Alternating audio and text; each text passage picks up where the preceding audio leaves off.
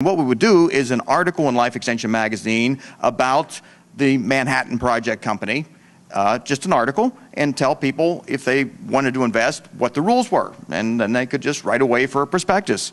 We can get pass the rules, and it's not either or, but we could form an angel group or an investment club. And in fact, you and I think we talked about an investment club about 10 years ago or more, didn't we? Or was it Saul? I think we talked about an investment club. We talked a lot, Dave, about raising the money. But the investment club would be, there's some pros and cons about that because you have to have a majority rules or whatever percentage you have in your bylaws. But everybody who has, you'd have an affinity group, and we certainly have an affinity group here. You have a 300,000 affinity group, and we're going to be attracting a lot more. They can join an investment club as long as we're not making money or soliciting their money, to have them join. We just co-invest with things. So the club runs, the members run the club. Another one is an angel group, where you get like the Band of Angels, the West Coast Angels, so forth, where you don't have to invest, you don't have to take their money. You can just get angels who are rapidly interested in life extension, wealthy individuals who would make individual investments in private placements offered by individual companies. And our group wouldn't trample on any securities laws. We would be using all these great marketing efforts to attract people into this investment opportunity.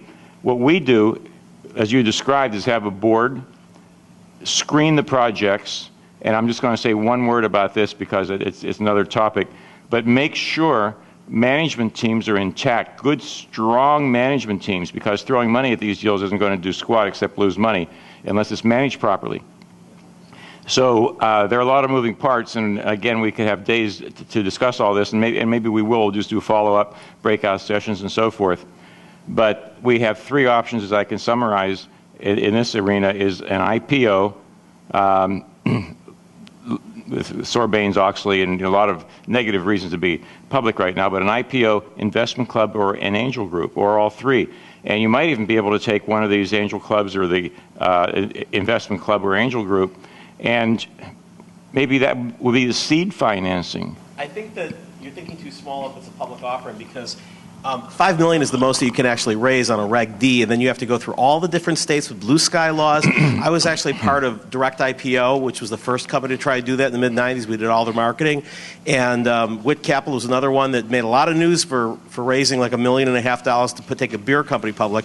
And actually, their model was that they actually put the IPO right on the beer. And I guess you were a little buzzed when you were buying the shares. But for the most part, the direct public offering route doesn't have a huge history of returns, and I mean, if you're talking about having the AMA come after you anyway, boy, you don't want the AMA and the SEC at the same time. So I think the double-edged sword would be all the publicity you get. I think that two options, one, and they'd raise a lot more money with a lot less, headaches, would either be a private placement, where you're basically going to accredited investors instead of somebody who can afford $30 a year for a subscription. And I think you want to have sophisticated investors who understand the risks, or you're going to be facing, you have to spend half your money on lawyers to fend off lawsuits if one investment doesn't return right away, and this is a long time frame. Or the other one is actually, I think you could probably raise a fair amount of money and publicity if you went out and said you were going to have the first venture capital fund that was in anti-aging. And you're going to go and raise $100 million or whatever. It depends how much you're trying to raise.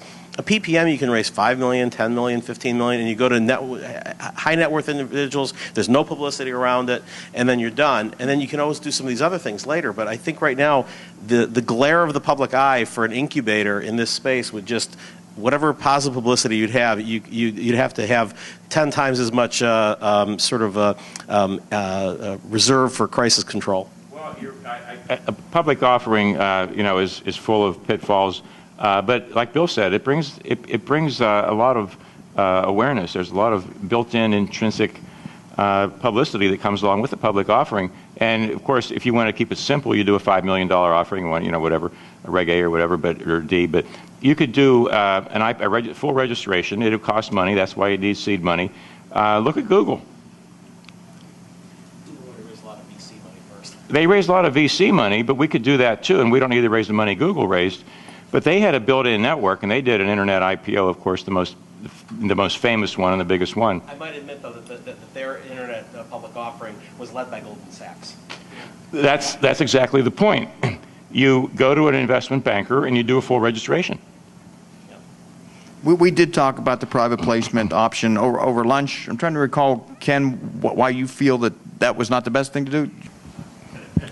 There's nothing simple here. My concern with private placement is twofold.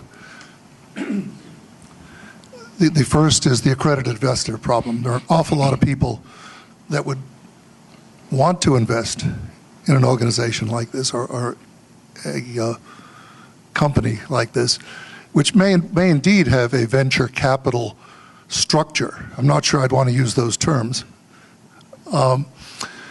But you're not going to get small, unaccredited investors, and that's not a good idea.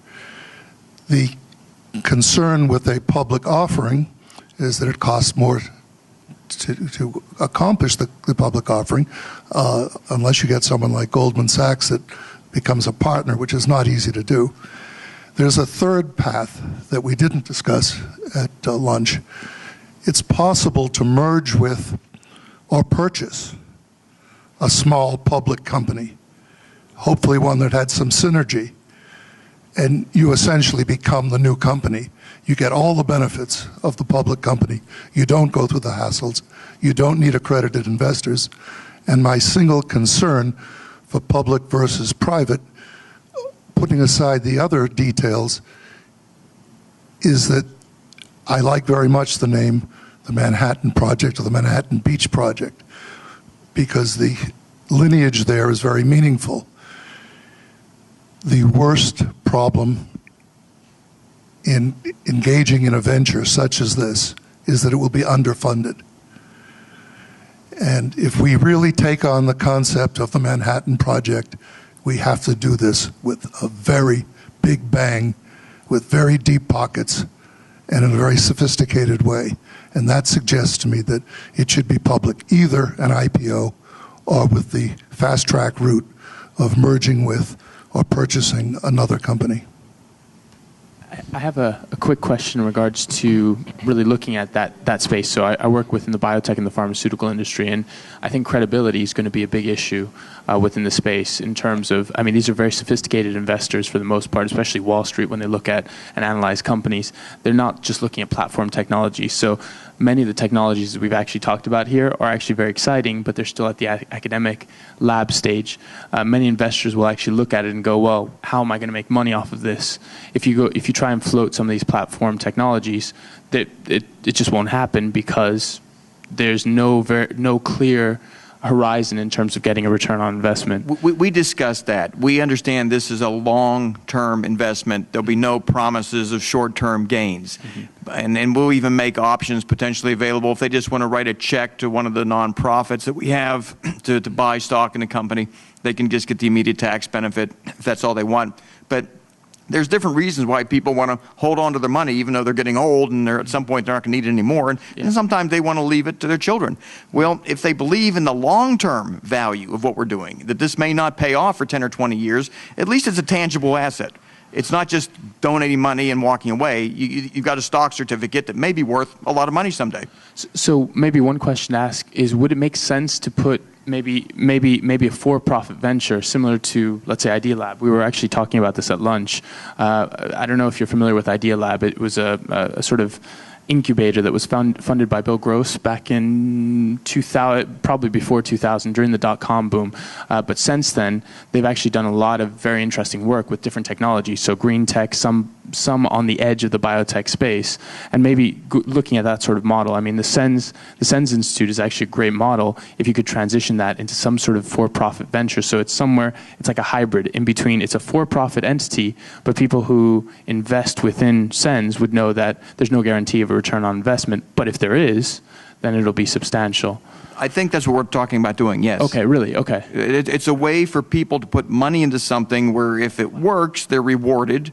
I mean, and they may be rewarded both economically and with a lot of extended longevity. And another advantage of going public, by the way, is if we are going to promote the fact that the first in line is going to be people who put money into this venture, you hate to advertise in our magazine where probably 10 to 15% are accredited investors. We tend to have high net worth individuals subscribing, but to leave the other 85% kind of out, I never like to make anybody feel like you're left out of something. So